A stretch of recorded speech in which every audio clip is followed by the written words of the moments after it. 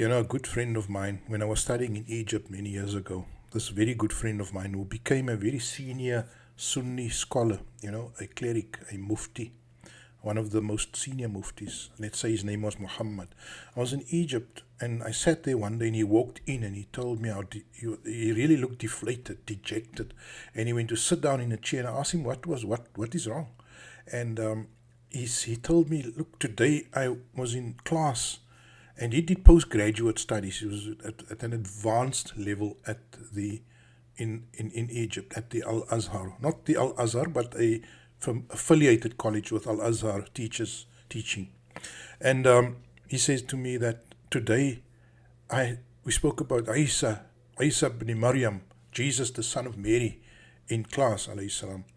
And this senior lecturer, I think the name was Shaik Sabur Shaheen, the senior lecturer has the audacity of telling us that Isa died, that Jesus died.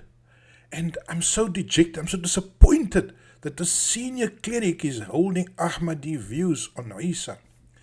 And he was so disappointed, but in time he learned that the ideas that Muslims had about Isa or Jesus were not really grounded in the Qur'an or in deep scholarship, but were very much sort of coming out of spurious literature. Like the Gospel of Barnabas is a spurious piece of literature. Just because it is pro-Islam doesn't make it good and right. Unfortunately, the Gospel of Barnabas is not, and that is really where this story is. The story of Jesus, the Muslims align very firmly with that story. But in terms of Muslim scholarship, the story of what happened to Jesus, the son of Mary, is not very clear-cut. And so this, to his dismay, my good friend Muhammad, let's call him Muhammad, who was a senior mufti, learned that there is no consensus in the Muslim world, even amongst the top echelons of scholars, of what is the case or what happened to Jesus Christ, and to align it with the Qur'an. Now, I had a previous video that I made for you, and I set out for you what the Qur'an says about Isa ibn Maryam, Jesus the son of Mary. And I set it out for you, and I think some of the things that come out there is that the Jews did not kill him, the Jews did not crucify him, it appeared like that to them. Certain things that come out there is that he did seem to he performed many miracles from the Quran. What does come out there is that the Bani Israel, the Israelites, opposed him vehemently. That comes out in the Quran very clearly. What comes out in the Quran is that the Hawariyun, what is translated as the disciples, what can also be translated as the men in white, they eventually harbored Isa ibn Maryam, Jesus the son of Mary, gave him refuge and became these bedrock support.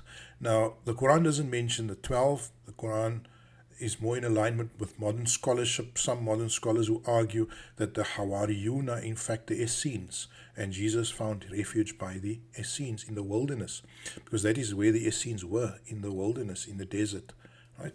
And that is their stronghold.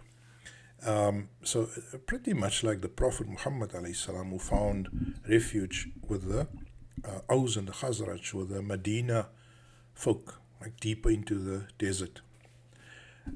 So I think what I'm trying to say to you is that there is no unanimity about the details of Jesus Christ in Muslim scholarship. Right? There we have a case in point that I gave an example of where a top scholar that my friend, who to his dismay found out that there is no such consensus. Now, even if you look at today, and the key questions really, let's just quickly get that out of the way. What are the key questions? The key questions that Muslims and Christians and Jews differ over is whether Jesus left this earth alive, was elevated or was raised up to heaven, or whether he lived a natural life and died.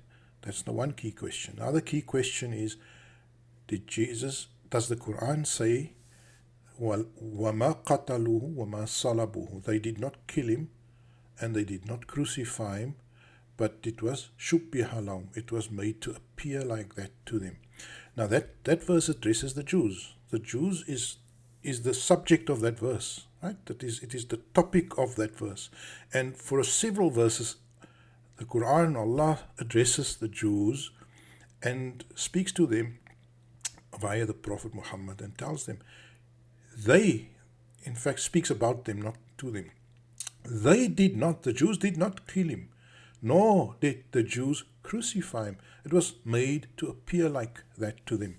So what the Quran verse is saying could be interpreted in three ways, right?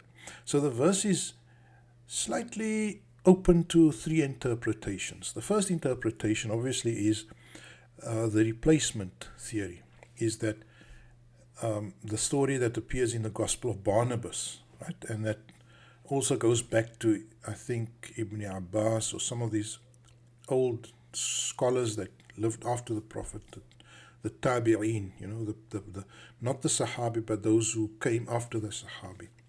And so they argue, and this replacement theory argues that, and this is the dominant position, and this is the position I was taught also from this verse, is that the Romans, the Jews, they conspired or they collaborated to have Isa executed by crucifixion.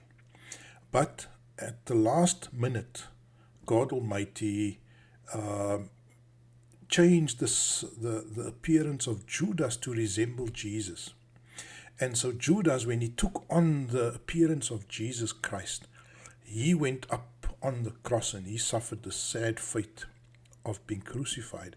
And there's almost like a sense of justice in it, that he betrayed Jesus, and so he deserves the crucifixion. And that is the sort of popular mainstream story that I think you also might have learned if you went to madrasa or heard it by mouth, word of mouth. Now that is one reading that you can get from the verse, is that obviously the verse makes sense. Like, وَمَا قَتَلُوا وَمَا صَلَبُوا, they did not kill him, nor did they crucify him, but it was made to appear like that to them. So it's beautiful, that story of Judas replacing Jesus and then suffering the crucifixion. That is how they read it. But there's a problem with that reading, my friends. First of all, the reading is not the whole story of Judas, and that's not in the verse, right? That's not in the verse. So you have to create this hadith to make the verse work, to make that understanding work. And there is no clear hadith on that Judas betrayed Jesus and all. I mean, that Judas replaced Jesus on the cross. So first of all, the verse doesn't on its face mention anything like that. And you need to infer, you need to invent certain stories to make it work. But I have another fundamental problem with that interpretation. And that is that it does contravene the basic principle that we have, that God shall not be unjust. God shall not deceive his people, his followers, his devotees, his worshippers. And clearly, if Allah subhanahu wa ta'ala, God Almighty, if he went and deceived those Christian people there who stood at the hill of Golgotha, at this hill where Jesus was supposedly crucified, and he made them believe that Jesus died, and then that would be an act of deception from God. And so from a perspective of God being just always, without exception, it does contravene that principle. Why would God deceive 2 billion people by replacing and never mentioning it, and not even mentioning it in the Quran? Because then the Quran could have been the place where Judas could have been exposed or whatever, but the story is pretty much left, and it is almost like there's a deception at play. And that is a problem that I have with that explanation, and I would therefore tend away from that explanation, and I would join many Azhari scholars and other scholars in abandoning or stepping away from that explanation. So what is the second explanation? The second explanation is that, and I'm going to give you this one and another one. The second explanation is that وَمَا قَتَلُوا وَمَا صَلَبُوا, they did not kill him, nor did they crucify him, they meaning the Jews. And so the second explanation is that the Jews did not kill him. The Jews did not crucify him, because they make that claim in their literature. That's a very important point. The Talmud does in fact state that they killed him and they crucified him. Let me just find that piece in the Talmud. So just to get that quote from the Talmud, the book I'm using is Jesus in the Talmud by Schaeffer P. by Paul Schaeffer. Peter Schaeffer, I think. Let me just see, who is it? It's Peter Schaeffer. And let's just quickly read his extracts from the Talmud. It is on the Mishnah that the Bavli comments, Abai said he, the herald, must also say on such and such a day, place the crime was committed. And however, on contradiction, let me just get to the actual point here. On Sabbath Eve, the eve of Passover, Jesus the Nazarene was hanged, and a herald went forth. So the Jews hanged him. Jesus the Nazarene is going forth to be stoned because he practiced sorcery and instigated chesed and seduced Judea, Israel. Whoever knows anything in his different. So this is clearly here, the story here is that it is really, this is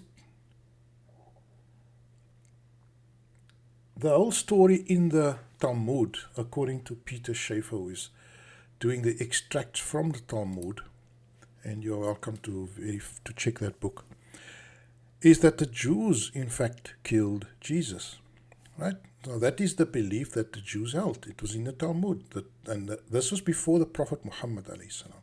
So the Prophet, when he came in 610, when his mission started, this was well-established information that the Jews in Medina, the Jews wherever he operated in Arabia, where they held, they had the accepted belief that they in fact killed Jesus. The Jews had that belief. It was in their Talmud. There's no Jesus in the Torah. The Torah precedes the time of Jesus Christ. So the Prophet had to deal with the issue of the Jews saying that they killed Jesus Christ. And so the verse in the Qur'an, وَمَا قَتَلُوا وَمَا صَلَبُوا, it addresses that claim of theirs. You see, there's a claim of the Jews that they killed Jesus Christ. Let me show you the Qur'an verse. Yes, check this verse out here. This is 4:157. وَقَوْلِهِمْ إِنَّا قَتَلْنَا الْمَسِيحَ عِيسَى بْنِ مَرْيَمْ رَسُولَ اللَّهِ وَمَا قَتَلُوا وَمَا صَلَبُوا وَلَكِنْ شُبِّهَ لَهُمْ. Let's take it from here. On account of their insistence that it was us who killed Jesus, the son of Mary, the Messiah and messenger of God. The fact is they killed him not, nor crucified him. Rather, it is made to seem like that to them. So can you see what I'm saying here in this verse, and corroborating that with the words in the Talmud, is that there was really an insistence by the Jews that they killed and crucified or hung Jesus. Now the word crucifixion has like various meanings. I mean, it could be impalement, it could be hanging, it could be crucifixion. They were all sort of used in the same vein. So they claim that they killed him, they hung him, and they killed him. And the Quran says they did not hang him and they did not kill him. So coming back to my point, just to remind you, is that we are looking at the meaning of the words وَمَا قَتَلُوا وَمَا صَلَبُوا. And In the first instance, I have rejected the idea that Jesus could have been replaced by Judas. That would make Allah unjust, and it's impossible for Allah to be unjust, to deceive, to dupe 2 billion Christians, to make them go to hell for believing the wrong thing and deceiving them without telling them. Second explanation is that the verse means yes, and this is, I think, the position of Sheikh Imran Hussein, is that yes, they did kill him, yes, they did crucify him, but not the Jews, not the Jews. And that is the second explanation. That makes the verse makes sense. I mean, there's no problem, there's no contradiction. This is the only verse in the Quran that speaks about the issue. So the verse here would then mean they didn't kill him, the Jews, and they did not crucify him. The Jews did not crucify him, as they claim. As they claim it, they didn't do it. So the Quran is calling out their false claim in the Talmud. That is what the Quran is doing. It's calling out their false claim in the Talmud. And it then emphasizes that it was made to appear like that to them. So in other words, the wrongful impression was created, but not by God, by the Talmud. Right? That's the second explanation that this verse could have. And then, of course, the third explanation, which I am very sort of strongly attracted to, is the explanation that fits in with certain other verses in the Quran. Now, there are a number of verses, or not a number, maybe 3 or 4 verses in the Holy Quran that indicates that a martyr is not dead, and that actions in war are not owned by the believer himself, but are really, God goes into the driver's seat. So I'm going to give you a few verses to explain my point. So what I'm saying is that when the believers, when the embracers, when the truth agents, when they go to war, or when they are under attack, there is a certain point where God takes over and they stop feeling pain or anguish or anything. They basically go into a different state. And when they die, they don't really die. They actually still live. Now, let me show you what I mean by that. And then you can tell me what you think. Now, this is, of course, a very, very prominent verse here, chapter 3, verse 169. وَلَا تَحْسَبَنَّ الَّذِينَ قُتِلُوا فِي سَبِيلِ اللَّهِ أَمْوَاتًا بَلْ أَحْيَاءٌ عِنْدَ رَبِّهِمْ يُرْزَقُونَ. Do not consider those who were killed in the cause of God to be dead. Rather, they remain alive and are sustained by their Lord and Guardian. So that's the first verse I want to point to in evidence as we try to explain the status of Jesus Christ. So the verse that says وَمَا قَتَلُوا وَمَا صَلَبُوا, could we not explain that verse in terms of the verse on the martyr? They killed him not, nor crucified him, rather it is made to seem like that. So if you read this line in conjunction with this line, do not consider those who were killed in the cause of God to be dead. Rather, they remain alive and are sustained by their Lord and Guardian.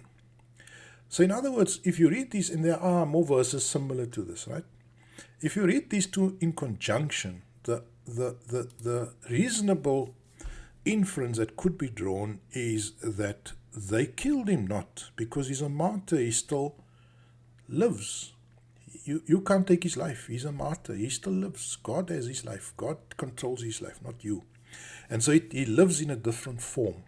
So that is a way of also explaining وَمَا قَتَلُوا وَمَا صَلَبُوا.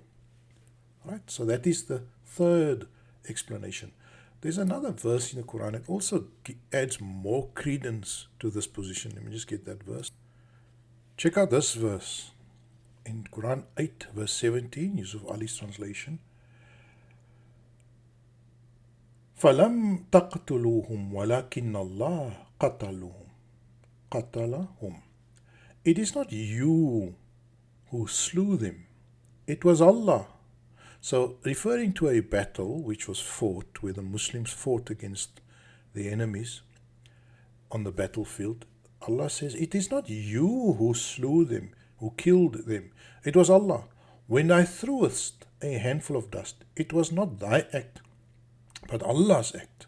وَمَا رَمَيْتَ إِذْ رَمَيْتَ وَلَكِنَّ اللَّهَ رَمَى. It was not thy act, but it was in order that he might test the believers, right? So this verse here, I just want to confine myself to this part.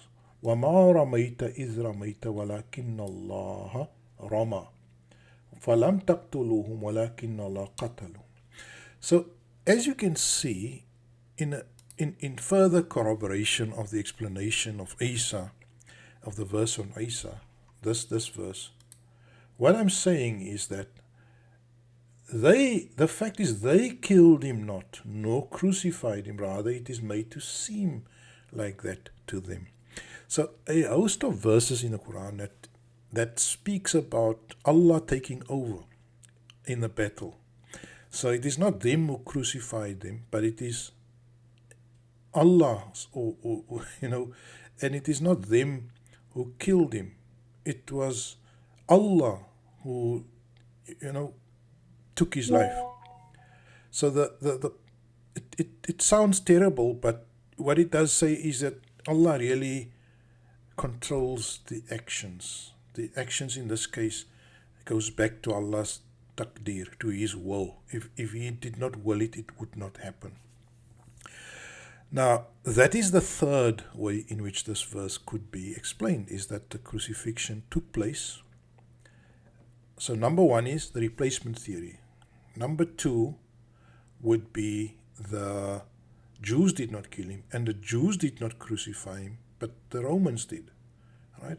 And number three would be, yes, the Romans killed him, but they didn't really kill him, or it was really in Allah's hands. And his death he's not even dead, he's alive, And so we must then seek a meaning in terms of how the Qur'an regards the martyr and who is really in control of actions. And that would be the third explanation of the crucifixion.